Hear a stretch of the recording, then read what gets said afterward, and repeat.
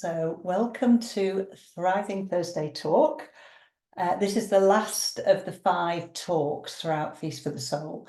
And I'm absolutely thrilled that I've met with and talked with some incredible people during this feast. And thank you for being with me. And all the recordings are posted. And then today I thought, who can I talk to? And then I recognised I could talk to myself and all of us, because a few people have asked me regarding my background and how I stay in alignment, as not all the time, but you know, what tools do I use? 40 odd years of nursing, helping people to find their own way into balance, coherence, healing, and then being an Ayurvedic lifestyle educator from the Chopra Centre, and then being a mindfulness teacher, training with Sarah, and then doing the practice, allowed and enabled me to start to move from reaction to response. I had an overwhelm, virtually a breakdown in 2000, and when would it be? 2005, 6, 7. And I found my way to meditation, and I knew that there was something very magical about it. It was healing me. So over these many years, what I learned when I was at the Chopra Centre, when we were learning Ayurveda, they created a structure. In fact, it was an ancient structure, Adi Shankara, which were the 9 layers of life. And I kind of got that, and I thought, I need something for me, for consciousness. How do I find a path that's going to lead me on my journey? And how can I find a path that's going to keep me balanced in all aspects of my life? So I kept asking that question, and over the many years, this developed. So I'm going to share it with you. I could do a 3-day talk on this. So it's a whistle-stop tour. And I hope that you'll find it engaging. I've done a PowerPoint presentation. I have to say, it's the first time I've ever done one, so I'm hoping that it works, and if it doesn't matter. But I've just put together a few slides, and then I'll keep taking those down so that we can interact. And then at the end, let's have a chat, and you can talk to me about your path to presence and the qualities of life and light and aliveness that you've found, or if you found this helpful and you want to know more. So I am going to share my screen, and I hope I can find this okay for you. And can you see this okay? Someone put the thumbs up. I should see. What I want to share is moments of inspiration, that when I came across something, I had the aha moment as to, this means something. So let me read this out to you. A gentleman called Willis W. Harman. It's about the global mind change, the promise of the 21st century, which we are now in. Throughout history, the really fundamental changes in society have come about not from dictates of government and the results of battles, but through the vast number of people changing their minds. By deliberately changing the internal image of reality, people can change the world. That's an incredible statement. And I'm just wondering if we can just look at that just for a few moments. The fundamental changes in society have not come about via governments or battles, but through vast numbers of people changing their minds. When we deliberately change the internal image of reality, people can change the world. I suggest that this is where the feast is taking us. We are, I would suggest, able to look at from truth and beauty and goodness and see what really resonates with us. So my next slide is a picture I came across probably about 12 years ago. And when I looked at it, again and again and again, it was talking to me. And I had to work out what it was saying. And what I recognise it was saying is that the people in blue, if you notice, they've all got quite tight blindfolds on, as if the asleep state. But if you look a little deeper towards the back, there's somebody who's got their hands up on their mask, as if they're starting to move the mask. And then right at the back, there's somebody there in orange who's taking the mask down just a little. And there's another lady who's taken the mask down, but she's still in orange. And then we're starting to see the light changing. Somebody who's got the light shining from the third eye, as Mary talked about in her talk earlier on, and peeping out, but holding on to that mask to be able to put the eye mask back on if the light's too much. And then at the front is a lady, full shining brightness. And at any stage, when I really look at this, firstly, it scared me to begin with, because it was so bright for me. But I find it such a comfort, because it's where we all are, kind of all day, every day, in different states of walking through the world without awareness, and then maybe going, oh, I must remember, to be more mindful. And then you get the nudge, and then you get these glimpses. One gets these glimpses of awareness. And this is the opening. This is the gentle opening. And then we can choose, can't we, to put our mask back on lightly, or to go to sleep, and something's painful. So that really inspired me, and I hope it does you, opening to the self. So I developed what I call the path to presence, the nature of consciousness. And I'll just slowly talk through these during the next 20 minutes or so. How do we find our way to conscious awareness, to consciousness? What is consciousness? What's the nature of consciousness? I believe it can't be described in words. It's an experience. So the 7 C's, courage, and can you see how they're all interlinking? Courage, to care, to compassion, to coherence, to clarity, to creativity, and to conscious awareness.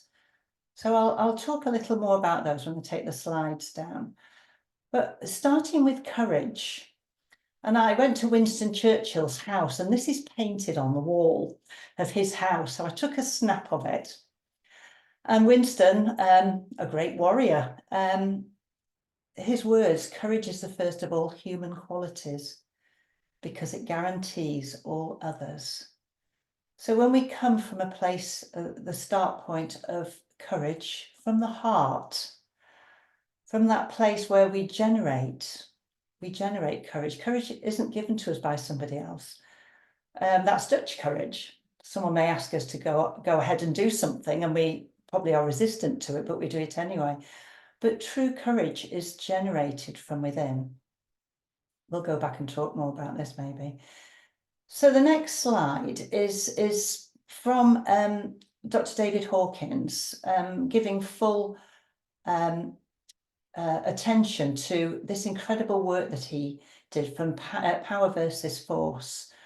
And it was about the path to human consciousness. And it's based on frequency. It's based on energy. And if you look, right in the middle is courage. And what Dr. Hawkins does is look at the negative, the lower frequencies. And over the years with Feast, we've worked with this. But the lower ions, as we call them, the lower frequencies. And as we go a little bit higher, the lowest frequency is shame and guilt.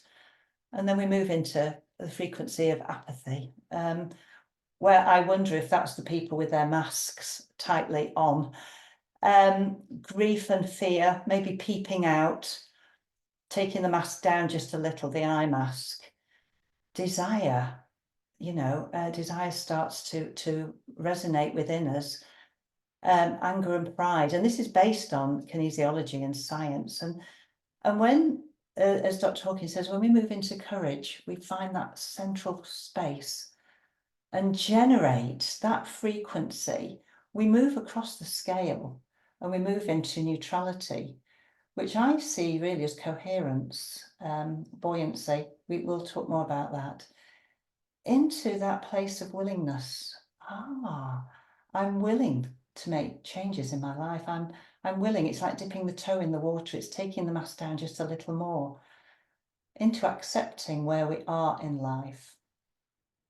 And we can reason, because acceptance comes from the intellect, but also from the heart space. Reason comes from the intellect, but we move into the heart space of love. Look at the higher frequencies now we're moving into. And then in that even higher frequency is joy. And even higher frequency is where we have been working throughout the 40 days of the feast, moving into a place of peace. And from there into this state of enlightenment. And look at the word enlightenment. It's a number of words. Entering into the light. So I'll move on swiftly. So the first one is courage, the first step on the path. And the next one is care. So when we care for ourselves in these 7 dimensions of well-being, physical health, in this multidimensional being that we are, our physical health, we attend to our mental well-being, and mindfulness practice teaches mental well-being and knowing when we're in reaction and response. We're also taught how to bring our emotions, E meaning energy, and motion meaning motion of energy, balancing our energies, and the awareness of our own spiritual growth. So that's the 4 dimensions of well-being from an individual perspective. But as we know, no person is an island. We live within relationships. And then we start to look at the social and community relationships. And are those in balance? The financial considerations, we need to have money in which to live. We need to pay our mortgages or our rents and put food on the table. And if we can find our balance within financial considerations, and even more so, find work that we love to do and be rewarded for that work, that really brings us into that wonderful state of balance and coherence. And then increasingly, we are really becoming aware, I think probably always have been aware, of the ecological interaction that if Mother Earth is well, and Mother Earth can feed us and give us clean air and fresh water and thrive, then we do too. So that's the 7 dimensions of well-being, which is the care model. And again, I'm skipping through this, but there's so much more to say about that. Finding our own state of balance, being able to share with each other, in community, in families, in social settings, and then moving into that sense of we are one with the earth. So it's person, me, you, people together, place where we live, work and thrive, and planet, our Mother Earth and the greater cosmos. So I'm just going to stop sharing my screen now. I hope you're still here. Can you see me? Yeah. There's a few more. I'll maybe go back to that. So we've looked at courage. Courage comes from within. We move into care for ourselves, each other, place and planet. The next C is compassion. Compassion. What does compassion mean? It means many things, but it means kindness. And it means kindness to ourselves. And there's a huge movement of mindfulness self-compassion where it's beautiful. I trained in this, and we learn within mindfulness self-compassion to be kind to ourselves through using the senses, to be able to touch yourself. You know, as you would touch a child, or you want to get somebody's attention and you hold their face, we're taught to actually hold our own face and maybe look in the mirror as we hold and have that gentle touch of beautiful self-kindness for ourselves. Look in the mirror and look into our eyes and say, I love you, which is a tough one. But that gentleness of starting to really be kind and compassionate and loving to ourselves. And we know, don't we, that if we can't be loving to ourselves, it's not easy to be loving to somebody else. We move into that reaction mode again and again. So starting with ourselves, being compassionate. Empathy. Empathy arises from compassion. Empathy is simply standing in the shoes of another. Now, we can never really go through somebody else's experience because it's their experience. But what we can do through empathy is be present to another and listen. These skills of listening is what I was taught all those years ago as a little student nurse. Well, I was never little, a tall student nurse. But it's something that if we can start to flex the muscle of listening, deeply, deeply listening with the full attention to another, and not fix somebody, unless it has to be fixed, but we can't really fix anybody else. But it's being with somebody to be able to sort their own place out, their own situation, and then come to their own solutions. So that's as I see empathy. And empathy arises out of mindfulness because we become aware of not having to enter into the dialogue unless we're invited to, when somebody's asking us, but be able to reflect back saying, well, how does that feel for you? So compassion and empathy come out of each other. So that's the third C. So that's courage. We generate that. Care, we enter into it by practices every day. Compassion, we understand now about the skills of deep listening and kindness to ourselves. The next C of the 7 C's, lighting our path, is coherence. And coherence, from a medical model, they call it homeostasis, where everything in the body is in balance and everything in the wholeness, holistic, holy, parts of those 7 dimensions of well-being I mentioned earlier on. When those 7 areas are in alignment, and again, we have practices for this. Gavin Andrews from HeartMath and the HeartMath Institutes, they talk all continually about coherence, about bringing ourselves into balance, into heart-based resonance through the breath. And this is scientifically validated, that when we can balance and regulate our breathing, usually breathing in for the same as we breathe out, that's the heart lock-in. We balance the nervous system through stimulating the vagus nerve to move us from fight, flight, freeze into rest and digest. So it's a big subject, but the point that I'd love to really make here is back to this self-responsibility, being able to respond when we feel out of alignment. And the more that we do mindfulness, the more we actually recognize when we're out of whack, and then we know what to do to be able to bring ourselves back into alignment with compassion. So coherence is, I believe, the key to turning the wheels from the more physicality of ourselves, the grossness of ourselves, into the subtle realm. The subtle realm of the next C is clarity. I'm just going to recap: courage, care, compassion, coherence. Those are all under our own influence. We take self-responsibility for that. When we move into clarity, that is a gift from beyond. And clarity is intuition. And if you look at the word intuition, it means inner tutor. It's our very own soul guidance system, intuition. And intuition can come when we're in the midst of chaos.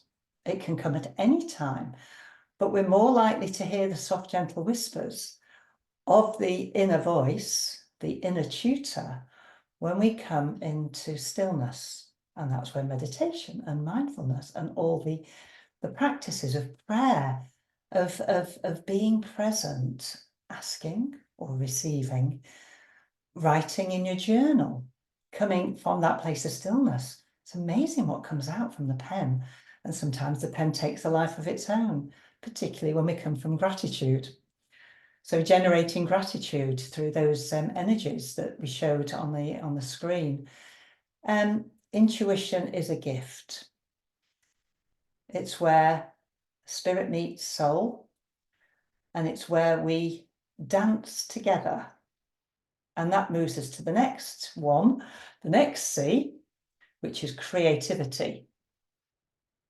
So I'll just knit back to the beginning so that you can see the threads. We care, sorry, we generate courage. So we move into that central part before neutrality. We care for ourselves because we are fabulous beings. We care for each other. We are compassionate and kind. We move ourselves into balance from reaction to response, and we can stay there. The clarity reveals itself, maybe just a little glimmer, maybe an aha moment, or maybe a download. And then creativity. Oh my goodness. And again, I'm telling you nothing new here. I'm just reminding us of what we already know. And the creative flow that comes through in all aspects of the arts, all aspects of from doing a jigsaw puzzle, to lighting a candle and seeing the flame, to painting something incredible, to playing in an orchestra, whatever it is, whatever is your creative flow in that moment, moving into creativity, we move into that childlike state of receiving, because we move into that presence. And this is why the art of living, along with the science of health, has such a massive impact on our overall well-being, because we take our whole selves out of the picture. We move from ego into flow, and we are at one. And then we become, I would suggest, very surprised at where did all that come from? And it could be through a conversation where somebody speaks, somebody listens to us, and we go, I had no idea that was, I don't know where that came from. So that creativity is what they say, novel solutions arise from creativity, way beyond something that we receive from the intellect. But we need the intellect, can't demonize the intellect, because when this comes through, we need to make sense of it and reason from it, and then move it into the physical world. And what we have been doing throughout Feast, and I'm sure we've all been doing in our lives, is moving more into that creative flow, and then being able to share it with others. And it may be a beautiful picture, but it may also be some beautiful words of care and compassion to somebody who maybe needs to, or is looking to hear it. And this is where we start to move into synchronistic flow, because we really sense. And another word, innocence. Innocence, this childlike state. And if you look at it from another perspective, it's inner sense, the inner senses that from touch to taste to, we really, these become incredibly acute for us, and we can play with them. And children do, they're in creative flow all the time. They move into, they're in this all the time until they start being conditioned. Or they're in the love bubble. They still feel safe, that they don't have to be in fight flight. They can be in this creative flow. And then that leads us beautifully to this path of the 7th C, which is conscious awareness. So I'm going to take you back, but we're not going back because we're actually going in a full circle. We start with courage. We care. of ourselves and each other, we move into compassion and empathy. We move into coherence, clarity reveals itself, and we enter into the flow of creativity. And then we move into conscious awareness. Now, we don't always follow that path. We can jump in where we're chosen, or it's chosen for us. But it is wonderful to be able, and I find this wonderful, so I hope you're finding it wonderful too, is to be able to go, oh no, this is where I am today. I need a bit more courage, or I need a bit more care, because I want to be able to interact with the subtler forces on mutual terms. So conscious awareness. Sue said, could I write a book? Yeah. Who knows? Who knows what creativity is going to come from me? This conscious awareness is the knowing field. And when we touch into it, we know this is our wisdom, this is our truth, this is our beauty, this is the interconnected beauty of love. This is love. And it's here, it's with us all the time. If we could just simply move into wholeness, into oneness, into the nowness of it. Every breath we breathe in love, because it's around us and it's in us. It's an energy, it's a force, it's a power, like the fish swimming in the sea. And that's an analogy, isn't it? Where if you ask a fish, what are you swimming in? They'll go, well, what? We're not swimming in anything. We're just here. It's like, well, what are we moving around in here? We're moving around in the energy that's keeping us all alive, because from the moment we open our cavities, our nose cavities, our mouth cavities, to take that first breath, we connect with that sense of love, which is aliveness. And then as we go through our life, we can fill ourselves again and again with this energy of aliveness. And that's what we're doing with our mindfulness. We can go, I need more energy. So we start to do less of what doesn't nourish us, because we have the awareness, and we do more of what does. And we can take in more breaths, and we can really energize ourselves. So the path, the path isn't a path, but it is. It's, and I've been figuring this out over the many years, and it struck me probably about 5 years ago that the path that I'm working with is the labyrinth. And I've got a labyrinth here. Oh, let me get it the right way around. I've got a labyrinth here, a finger labyrinth, this. And we've talked over the years about labyrinths. So I'm bringing this really to your attention again. This is a labyrinth. There's so many different types of labyrinths, but this is the ancient one from Chartres Cathedral. It's the classical one. And can you see in the middle, it's got the rose in the middle. So what I've done, and I'm going to have a go at sharing my screen again, and let's see if I can do this, because I've been playful today. I've been trying to do all sorts of things today. And let's see if I can find this. I might have to just skip. Hang on a minute. Let's just, am I sharing? No, let me just press share screen. Oh, share, here we go. Am I sharing?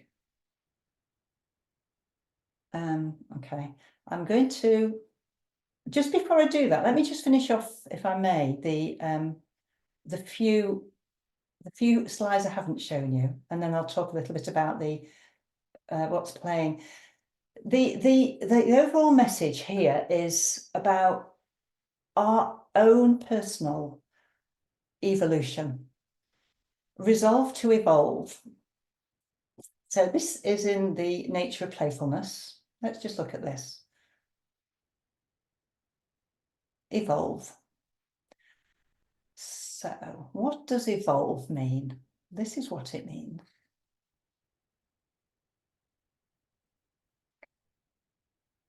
It means love. It's throughout the words, twice it's there, evolve. And as we evolve, we move from negative ions to positive, and see this beautiful little crawling baby moving into adulthood, moving into different stages of evolution. And here we are, and here we have the energy of love. So one more of these little teasers. We move into the heart. And when our heart beats to the rhythm of the earth, we are in alignment and we thrive. So today I thought, so what can I do a little bit about the labyrinth? So I got the centre part of the labyrinth and I got my glue and I put in here the seven C's, because in the labyrinth, the rows of the labyrinth, as you enter into it, there are 6 petals. And in those 6 petals, I put each of those, the first 6 C's, and then in the middle, I put the consciousness awareness, which is love. So what I've been doing, playing, is I've actually stuck them down now. I will show you what it looks like now. And so I've stuck them down and I put them behind me, and we're forever connected in the light of love. The qualities of courage, care, compassion, coherence, clarity and creativity. And then the ultimate of love in the light of awareness.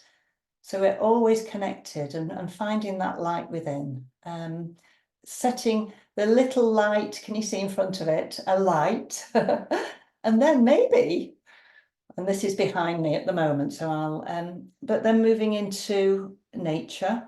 I have a camellia out of my garden that I picked just beforehand, into the nature of consciousness, into the light of being, and it's all there. It's all there. So I'll stop the share. And I will, hang on a minute, how do I do this? Into full screen. I really, really thank you so much for being with me as I've co-created. I'm just going to go back to the labyrinth here. So as one walks into the labyrinth, as you can see, it is not a straight path. It's but it goes one way and it comes out the other way. It's not a maze. A maze has blocks to it, and you have to find your way back and find your way in. A labyrinth takes you on a journey. And what I do now with my finger, but when I go to a labyrinth, is I have an intention when I start, and I decide which of those 6 or 7 qualities I want to infuse myself with. So off I trot, or with my finger, and I think, do you know what? I need more courage. So I go, and as I'm doing my journey, I go into stillness and I follow my finger, or if I'm walking, and then I go and stand in the courage. And I think, oh, I want a bit more of this. So it's like the alchemy of what do I need? But I always stand, you have to stand in the middle to get out. So you're always connecting with love.